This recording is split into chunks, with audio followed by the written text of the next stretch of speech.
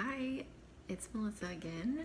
For this video, I'm going to show you how to do the perfect winged liner for your eye shape. So this is probably one of the #1 questions I get about makeup in general, but especially eye makeup. Everyone wants to know how to do a winged liner. We've all messed it up. We've all struggled with it. So comment if that's been a struggle of yours, because I think there's a lot of people that feel like their hand isn't steady enough, or they don't have the right product or the right tools, or they've seen so many different versions of a smoky eye, or a winged liner. And I'm going to show you a really easy foolproof way to do it. Now you can use a liquid liner that has like a felt tip kind of pen. If you like the liquid, I love the Stila one. You could also use a gel pot, so it like comes in a little pot with a brush.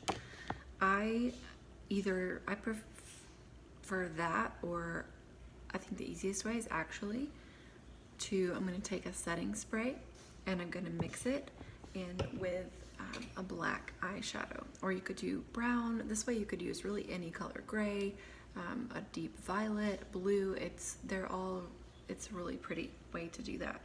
So I'm gonna just show you how I take an angled brush like this. You can also use a fine point liner brush as well.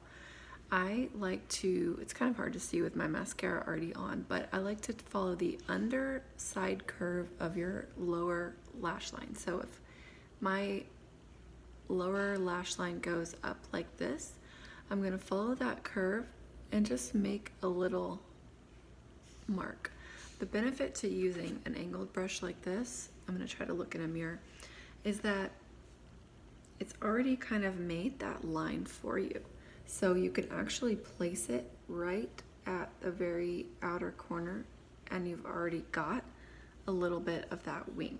You don't have to have it perfect right now, you just kind of want a little sketch mark.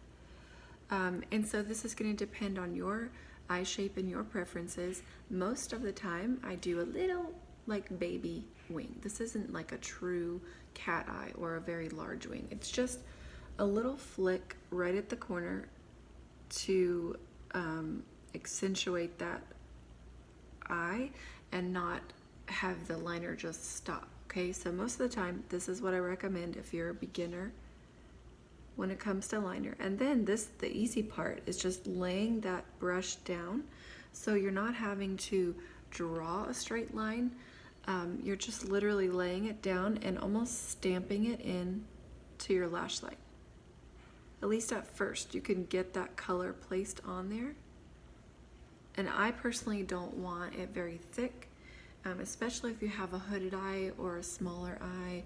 You don't have a lot of lid space to work with. So taking up, a lot of space on the lid with liner is not going to help that situation. So I just like to really stamp it in there, and this way you can get it really, really close to your lash line and you don't see gaps in there. Then you can kind of come back and perfect it and make it smoother. You can, make it thicker if you want. You can keep it thicker just at the outer corner, or you can kind of go back and just get it how you want it. So for me, I'm just gonna push my lashes back up. I love to show this with kind of a clean face and a clean eye, because I think it's so impactful to see how you don't need a ton of eye makeup. You can literally just do your makeup, and then you have that little bit of wing. This eye already looks just a little more finished. It's just a very timeless, very classy look. If I want to, I can then go in and bring that wing out a little bit further. There's so many possibilities with this, but do you see how that's just like a little sharper, a little more defined? You can then take some eyeshadow and kind of smudge it, like smoke it for a little bit more of a smoky look. You can connect it down here, and that's just, the more you put on, the more dramatic it's gonna be. So for me, this is really clean and simple. I really, really love that. that look. I love that it's not complicated. Super easy, right? So find an angled brush. This one is great because I can use it for my brows as well. Let's go, while I have time, I'm going to go ahead and do one on the other side, but I want to show you with a kind of a navy sapphire blue, just to show you,